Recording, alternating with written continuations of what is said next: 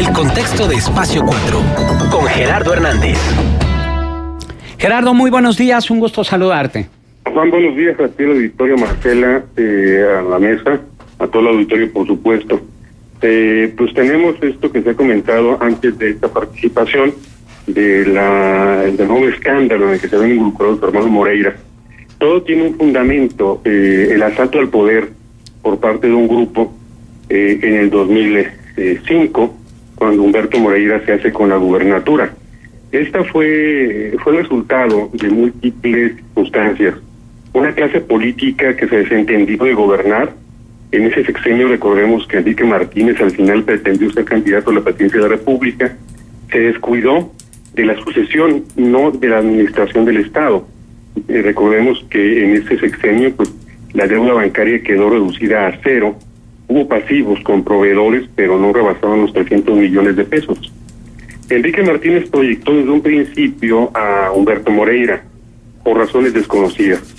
No eran parte de por cuestión generacional, no eran parte de un mismo grupo político. Sin embargo, fue muy hábil Humberto Moreira en descubrir los puntos débiles de Enrique Martínez, uno de ellos su gran megalomanía. Moreira sedujo políticamente a Enrique Martínez y logró espacios que ningún otro aspirante a la gubernatura en el 2005 obtuvo. Ni Alejandro Gutiérrez. En la sucesión del 99 hubo un pacto entre Alejandro Gutiérrez y Enrique Martínez que consistía en la no participación de Gutiérrez como aspirante al gobierno de Coahuila, en el entendido de que en la siguiente sucesión sería él el candidato. Sin embargo, no funcionó así porque Humberto Moreira, insisto, logró colarse hasta el final de la sucesión, hacerse finalmente con la candidatura y ejerció un gobierno despótico con grandes recursos. Fue un gran corruptor Humberto Moreira, corrompió a medios de comunicación, corrompió a empresarios, corrompió a líderes de opinión y también corrompió a partidos políticos.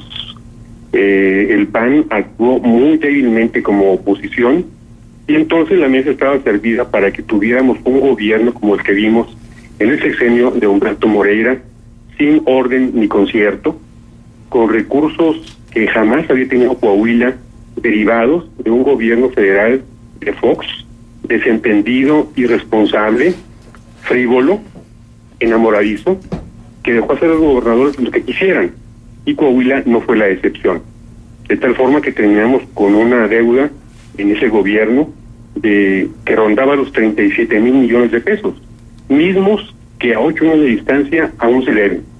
Esta tercera renegociación de la deuda pública es un recurso desesperado de la administración para hacerse de recursos y poder mantener al gobierno en condiciones de operatividad, en darle atención a sectores prioritarios que han sido abandonados, que están en crisis profunda, como es el sector sanitario. Hay un grave desabasto de medicamentos en la entidad, hospitales que se pusieron a construir, que funcionan a medias, o lo hacen muy deficientemente, y después la continuación del Moreirato con Rubén Moreira, quien se dedicó a cubrirle las espaldas, a solapar todos los abusos, las arbitrariedades, los excesos de la administración de su hermano Humberto, puesto que la deuda pública, cuyo destino aún se ignora, tuvo aplicaciones obscuras. Mientras no se aclara la deuda de Coahuila, estamos los coahuilenses en nuestro total derecho de suponer y de pensar que esos recursos se desviaron, número uno, para crear riquezas personales y familiares que fuera de la administración jamás lo hubieran logrado. Hoy tenemos bodas fastuosas como esta de una hija de Carlos Moreira en San Miguel de Allende, que de no haber llegado Humberto al gobierno jamás hubieran tenido ese nivel de vida.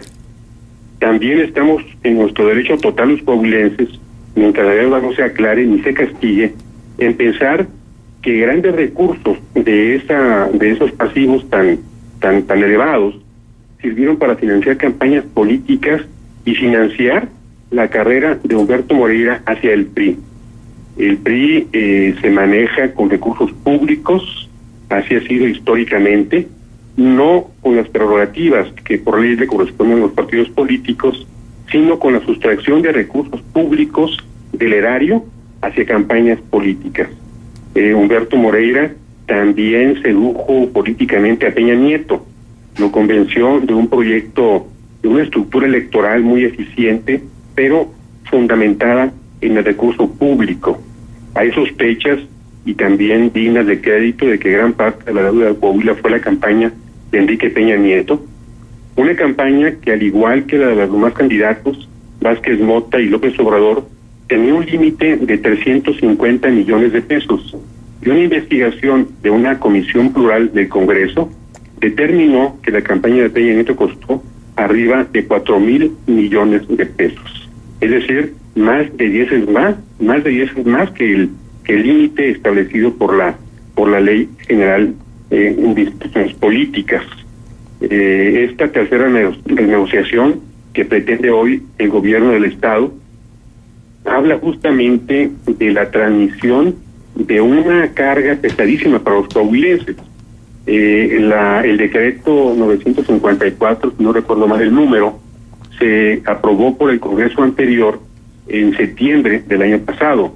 Es decir, se intentó renegociar la deuda todavía en el gobierno de Rubén Moreira, y aquí surgen varias hipótesis. Una, tenemos un Congreso mayoritariamente priista, y el resto de los diputados de otras fuerzas políticas que hoy quieren regresar al escenario estaban totalmente doblegadas, sometidas al moreirato por a cambio de ventajas económicas de negocios. Entonces, la intención era, insisto, renegociar la deuda desde el año pasado para evitarle a la actual administración o al gobierno de Miguel Riquelme algunas dificultades en cuanto a su aprobación, o bien en demandas de que se reabra el expediente de la deuda. Otra hipótesis es que la deuda no se renegoció el año pasado debido al conflicto postelectoral que mantuvo en vilo el resultado de esas elecciones, y que finalmente se conoció hasta noviembre del año pasado, poco antes de la toma de posesión del gobernador Miguel Riquelme. Hemos visto que el saqueo a Coahuila fue indiscriminado en el moreirato en estos 12 años de administraciones de Humberto y de Rubén Moreira, y perdimos de alguna manera de vista a otras figuras también de esta familia, a Carlos como dirigente del CENTE y a Álvaro Moreira como operador electoral del PRI. Figuras que también causaron y siguen causando grave daño al Estado. Tenemos, por otra parte, un sistema estatal anticorrupción que no ha funcionado. No ha funcionado y jamás va a funcionar, por una razón elemental. La gran parte de la estructura y los funcionarios que conforman este sistema estatal anticorrupción se desprenden del moreirato. Como ellos, que deben sus posiciones y sus cargos públicos, y en algunos casos sus riquezas, a un par de gobiernos, van a actuar contra la administración de Rubén y de Humberto Moreira. No lo van a hacer. El sistema estatal anticorrupción en Coahuila es un engaño, es un fraude también en términos políticos, y tenemos, insisto, ya casi un año de que se estableció este sistema estatal anticorrupción y no hay ninguna investigación en temas sensibles como el de la deuda, que lo es el mayor en cuanto a su impacto económico, social, político. La deuda pública se contabiliza en pesos y centavos. La renegociación que se pretende ahora, la tercera, sería hasta por 37,000 millones de pesos. Extendería la amortización de la deuda hasta el año 2048, sin conocer los coahuilenses todavía en qué se aplicó ese recurso. La demanda debe ser, mientras tengamos memoria los coahuilenses y algunos medios de comunicación, que se aclare, que se investigue y que se castigue severamente esta deuda inmoral, esta deuda espuria. Tenemos, por otra parte, a un senador, un virtual senador, un senador electo, Armando Guadiana, quien desde una posición empresarial asumió una actitud crítica con respecto al gobierno de Humberto y de Rubén Moreira. La petición en medios nacionales de Armando Guadiana fue justamente que la deuda se investigara y se castigara. Esa posición individual de un empresario provocó de alguna manera el despido de Humberto Moreira de la presidencia del PRI nacional. Hoy, que tendremos a Guadiana a partir del 1 de septiembre en la Cámara de Senadores, habrá que exigirle ahora a Guadiana que, así como continuó aquella demanda, la prosiga ahora desde una posición relevante como es el Senado. Es decir, la deuda sigue reservada en cuanto a su orientación, a su aplicación, y Armando Guadiana tiene ese compromiso como senador, como coahuilense, como empresario, de exigir por su cercanía con López Obrador y con las autoridades federales que asumirán cargos el próximo 1 de diciembre, que la deuda se investigue, se castigue severamente. No es posible que 8 años en los que se han pagado más de 23,000 millones de pesos, la mayor parte de ellos de intereses y una mínima parte de capital, siga en los mismos niveles de hace casi una década. Es imperdonable y deben investigarse, insisto, y castigarse los responsables de este quebranto tan monumental que sufre Coahuila y que tiene, además de un impacto económico, también tiene una carga moral muy importante. Sí, Gerardo, y de hecho esta es la misma petición que está haciendo Antonio Bailey Smith, el presidente de la Cámara de Comercio, que haya una aclaración primero de toda esta megadeuda, pero también te quiero preguntar sobre esta declaración que hizo el diputado federal electo Evaristo Lenin Pérez Rivera, que propone que el gobierno de Coahuila desconozca la deuda por más de 31,000 millones de pesos que fue contratada con documentos falsos. Sí. ¿Qué expectativas pudiéramos tener de que tuviera eco esta propuesta? Pues hay una gran complicidad entre el gobierno y la banca. Los principales beneficiarios de este quebranto monumental, de esta deuda que ronda los 40,000 millones de pesos, son dos sectores. Los Moreira, su círculo más cercano, y una banca usurera, una banca cómplice también de la deuda. Jamás ha exigido el gobierno ya no que se anule la deuda, lo cual es improbable, sino que haya quitas por parte de la banca, porque también actuó de manera irresponsable, viendo únicamente por sus intereses, otorgando créditos sin acatamiento de la norma para poder facilitarlos. De manera que la exigencia de Evaristo Pérez debe ser también considerada. Coahuila, a diferencia de los pasivos bancarios que tienen otras entidades, tiene justamente esa característica, que aquí se contrató deuda con documentos, con sellos, con decretos apócrifos, falsificados, adulterados. Esto debió haber sido una exigencia desde el primer momento, pero no lo hubo ni podía haberla de Rubén Moreira, porque sería enjuiciar a su propio hermano. Se nos dice que hay un conflicto intrafamiliar entre ellos. Puede ser que exista, pero no al grado de que uno denuncie al otro porque van juntos en este mismo atraco a Coahuila. Lo que debe hacerse en todo caso es que tanto Evaristo Lenin Rivera desde el Congreso y Armando Guadiana desde el Senado de la República retomen el tema de la deuda, reencaucen un proceso que en otro tiempo llevó intermitentemente el ex senador Luis Fernando Salazar, para que se investigue la deuda, para que haya quitas, que los bancos también se sacrifiquen. Es, insisto, inmoral que únicamente los coahuilenses tengamos que pagar una deuda inmoral, una deuda espuria, que está causando también muertes. No es únicamente un costo económico financiero la deuda, está costando muertes no únicamente de profesores, también de niños, de jóvenes, de ancianos, por falta de atención médica, por falta de medicamentos, por falta de servicios públicos. También agua de mala calidad, servicios sanitarios de mala calidad generan infecciones, generan muertes. Ese es un conflicto de que no ha sido abordado suficientemente, excepto por algunos medios como este, en el que tengo el gusto de participar, pero también hubo una gran complicidad de medios de comunicación. Era para que el Estado se hubiera levantado cívicamente ante este agravio tan monumental de una deuda que ya parece impagable, parece una deuda eterna. Gerardo, sí, perdóname que te interrumpe, porque sí me parece muy importante y el tiempo nos gana. Dos cosas. A ver, con todos estos antecedentes, seguramente algo muy bueno debe de tener el licenciado Rubén Moreira, como para que esté colocado en los primeros planas del Partido Revolucionario Institucional, prácticamente desde su salida del gobierno del Estado, ¿no? Entonces, hoy tiene la Secretaría General del CEN, del Partido Revolucionario Institucional. Entonces, no es poca cosa. Y yo preguntaría, ¿qué lo sostiene? Con todo esto que nos has descrito, a pesar de todo esto que nos has descrito. Pues si algo tiene de mérito que no es mérito, sería un gran descaro. Un gran descaro junto con el presidente Peña Nieto, junto con el PRI, por aceptar a esos cargos que accede con recursos públicos. No existía ninguna relación entre Rubén Moreira y Enrique Peña Nieto.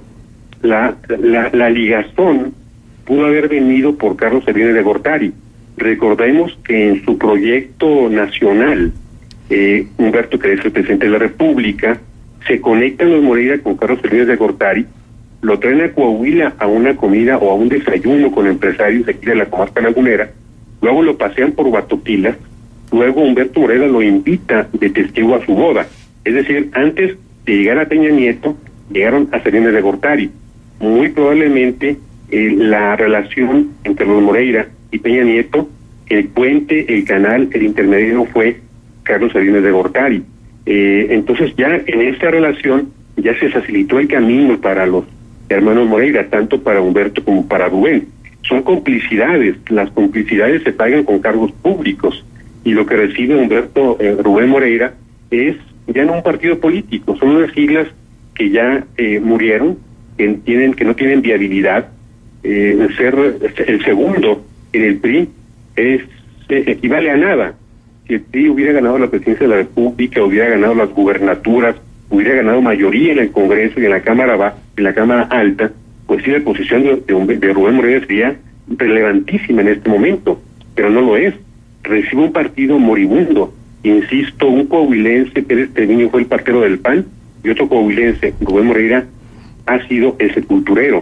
El PRI no tiene viabilidad como partido político, y tampoco ha podido reaccionar ante una situación de esta naturaleza, en un fracaso tan monumental como el 1 de julio. Lo procedente hubiera sido una asamblea nacional del PRI para exigir, para despedir a al Comité Ejecutivo Nacional por este fracaso monumental el 1 de julio y después tomar otras medidas inmediatas.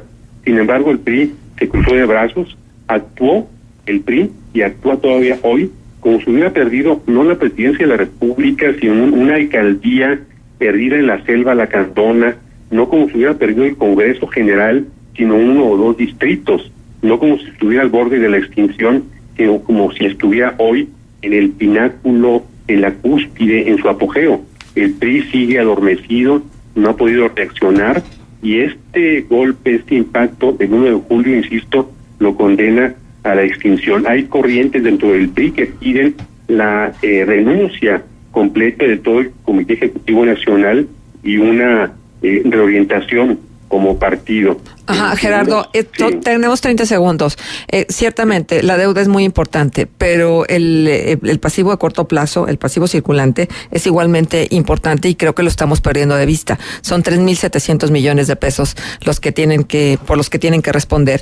Y con la situación como está, yo no sé de dónde. Sí, efectivamente, es una situación muy difícil en la que se encuentra el gobierno de Miguel Riquelme. Es desesperada. Tendrán que acelerar la renegociación. Sin embargo, hay plazos. Esto se va a decidir hasta noviembre, siempre y cuando haya condiciones atractivas para el gobierno que le permiten a la administración tener recursos hasta por 400, 500 millones de pesos para poder operar justamente. Mientras tanto, tienen la posibilidad de ir renovando créditos a corto plazo para llegar hasta noviembre. Si no hay esa ventaja, que difícilmente se puede dar, entonces no habrá renegociación y tendrán que aplicarse medidas de austeridad de otro tipo para poder extraer recursos públicos que permitan al gobierno mantenerse operativamente. Muy bien, Gerardo Hernández, periodista, director de Espacio 4. Nuestro agradecimiento por tu colaboración aquí en Contextos. La conté, muy buenos días, un fuerte abrazo para todos. Igualmente para ti.